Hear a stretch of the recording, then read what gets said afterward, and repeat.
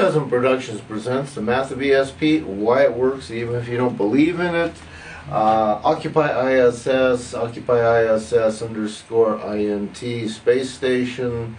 That's me. That's my revolution against the world, for the planet, which includes humans. Yeah, so it's one of those things like seeing a Roman chariot rider going down the road with his nice Rolex watch on. Of how I am trying to create a miracle of being able to step up, get people aware enough around the planet enough to try and get shuttles built, get people going up and building space stations and living quarters and moon bases and rats and all of this different stuff. I'm supplying almost a complete system here. I'm letting you know how to build the shuttle systems that get you up, how they are good for your environment because they're going to be using water as the propellant. The water will increase the moisture in your atmosphere, which while you really don't like that thought right now because you have all these major storms going on, until you shut down use of coal and use of high sulfur petrocarbon fuels like gasoline and most extensively diesel, you're not going to do much good. But you have all this moisture. It's going to wash all of this sulfuric acid out of the system of the atmosphere, and it will then be in your rivers and your lakes and your oceans, unfortunately, which you will have to break down in there still further. But you're actually trying to help your environment clean itself up, because until the SO2 is out of the atmosphere, it's going to forever be changing your waters and your lakes and your oceans and stuff into highly acidic virus and bacteria mutation crisis stuff. Now, as I say, I'm pointing out that 35 years ago I created the International Space Station. 58 years ago, I was informed that I, would witness the death of the human race. I wasn't told I was going to have to rescue any of you. So all of my stuff over the years has been involved kind of on the bottom side. I don't want to be a big figure anywhere. I don't want people really paying too much attention to me. I don't want millions of followers and stuff like that. Now that I'm being asked to create this miracle, one of the first things I had to do was explain to the spiritual realm that, well, yeah, I got to have millions of followers in order to create this whole thing happening, and that takes time. Who are actually going to follow you, fund you, and needs to be replaced. So I've got reasons for needing money, folks. If for no other reason than for me to continue to put these videos out, stop and think about it. What I've given you so far is worth a life. I don't know what you value your life at, but a few $1 million definitely don't cut it with me for a human life. Corporations, United States government, yes, you can be thrown in prison for 50 years on charges that will ultimately finally be shown that they were fake, they were fraud, they were done on purpose, and all of this, and the person will be compensated something like $1 a day for being thrown in prison and having his or her entire life destroyed. This doesn't help, okay? The fact that I'm a science fiction thinker and a science fiction reader, and yes, even variety of these, but this is, Dragon Planet. I gotta throw this one up just for the fun of it. This is based on the idea that a planet was found that had the absolute beautiful conditions for growing marijuana. Okay, what would happen? Okay, what kind of society? Now, you anti-drug people, you immediately see all this theft and killing and murdering, and you don't understand that that's a reflection of your society. The whole reason that this goes on is because the society that is governed by a corrupt government and ruled over by a military or a corrupt police system They need to have anxiety and tension in the society. You have to have someone to hate. So there's always that drug addict or that evil person over there, stuff like that. But the Iran-Contra affair shows that the military, the United States government itself, actually supported the idea of that cocaine coming from Nicaragua being sold off for money that was then used to buy weapons that was taken over to Iran, Iraq, Afghanistan most particularly, which is the big opium poppy den of that area. And they facilitate the idea of continuing a drug supply of heroin to the inner cities. It was known that Ollie North and his people were selling to the New York slums, the Los Angeles slums, the Chicago slums, heroin. Okay? They directly contributed to the problem by claiming that they were working against it and for the freedom and democracy. So this is how your government doesn't want you to fact check. And more importantly, okay, like I say, sci-fi is a forward-thinking process. So you're always thinking about just the what-ifs and how can and stuff goes. And Dragon Planet was one of those things where I sat there and said, what would happen if a bunch of mellowed out pot smokers all ended up having their own little planet and doing their own little thing and doing their own little society and kind of taking that 1960s peace movement into reality and being a peaceful planet? The pot wars. What was that? Well, in my book here, it's, you know, people sitting there and building special little incense burners that they can shovel some marijuana on and burn it because the wind happens to be going the right direction to go into their neighbor's yard and get them all messed up on your stuff. And of course, you don't care because you're growing the stuff, so you got plenty to tease your neighbors with. But that's the kind of pot war it would be. It wouldn't be about pulling out a gun and sticking it in somebody's face because you're allowed to grow the stuff and you got the stuff and you're trading secrets. We have markets to, you know, other planets and stuff like this. So the fallacy of all of the mafia is a government-funded situation. Again, the entire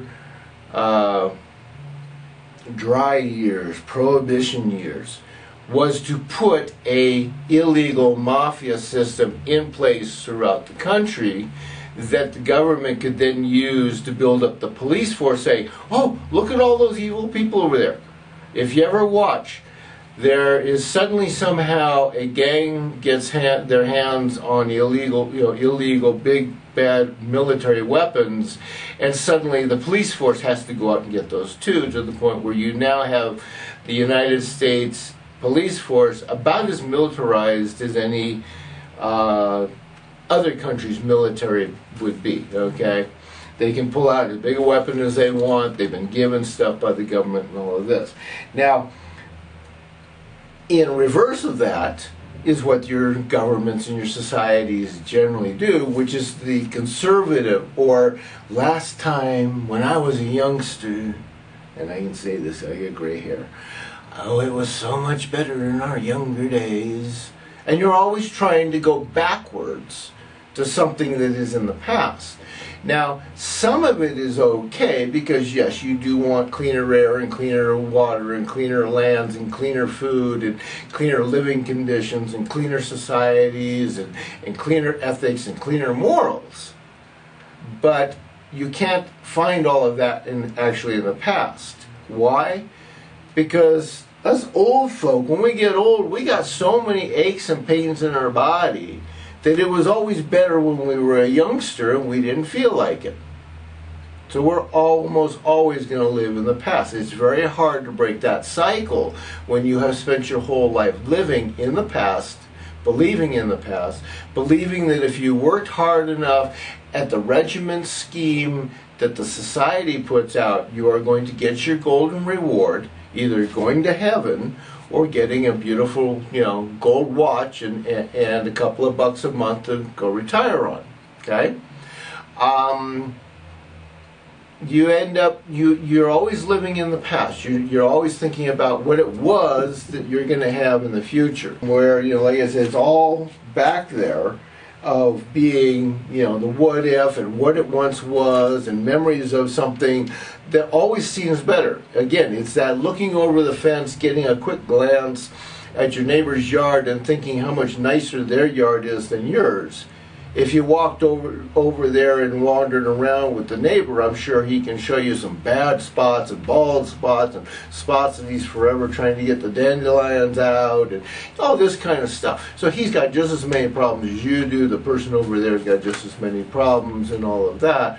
But you are fantasizing that they're better and you covet their thing. So you get this old, you start fantasizing back about, yeah, when I was 20 years old, I could really do some stuff. Now I'm 60, and it's a real snot getting up in the morning and listening to all the bones creak. So this is why I say you kind of have to stop, think about what direction you're using for thinking, how that works in your life. Okay, as a forward-thinking science fiction person, I don't have a problem with change. I understand life evolves. So as changes occur around me, I'm simply adapting it in. Conservative, liberal, yeah, they're both arguing, no, it's got to be like that behind us, what we once were, okay? Most of what is screaming liberal in the media right now is actually nothing more than a fair-weather liberal conservative, okay? They are somebody who lives in the past, dreaming about something that went on somewhere in the past. They want to return back to that. And they do not want to solve the problems that keep making it reoccur. Okay? And to give you an idea how this works in very real time, Common Core, okay, that new math stuff, and PC Actions, both kind of come bubbling up out of the media at the same time as though they were very different things, but they both do two things. One, PC, like I said, politically correct action. A politically correct action is lie, cheat, and steal. Therefore, they should never be the ones who are telling you how to regulate your life. They are never the ones who should be telling you anything about your ethics or moral standards. And they should not in any way be prescribing any kind of a religion as a national religion, because then there's something other than doing anything about democracy. So PC is totally wrong. Turning words into letters so you don't think about stuff, telling people that it's no longer a retard, it's now a moron. It's no longer a moron, it's now a socially challenged person or mentally challenged person. Yeah, and you keep changing the name, but you don't create a solution. Okay?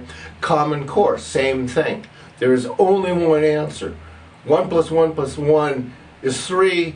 They do not accept the fact that you go 1 + 1 + 1, okay, that's 2, and 1, that's 3. Oops, you're wrong. You cannot say that's 1, 2, 3. You have to say 1 + 1 + 1 = 3. You cannot do it any other way. What is that? That is rote memory training. The same thing as people running around screaming that somebody that knows 10 or 15 languages is really intelligent. They are not showing any ability whatsoever to actually use their brain to process and think. Okay? So, memorization of long math problems, memorization of foreign languages, memorization of baseball numbers or football numbers or anything like that. That is memorization, folks. That's not intelligence. There is a big difference. Needless to say, since around the 1900s, that is what became the prescribed by the governments, prescribed by the corporations who were running the governments as what intelligence should be considered. And that's where you see the anti-peace movements, the fake news stuff, the anti-equal rights movement stepping up, and it becomes a bunch of name calling. And literally, here you are, 2018, you got President Trump who officiates the idea that it is more important to insult the world and insult everything than it is to find a solution for any of the problems that he and his elite rich are doing. We want them to be hired into our low corporation levels. So, yeah, anyway, we'll see what happens.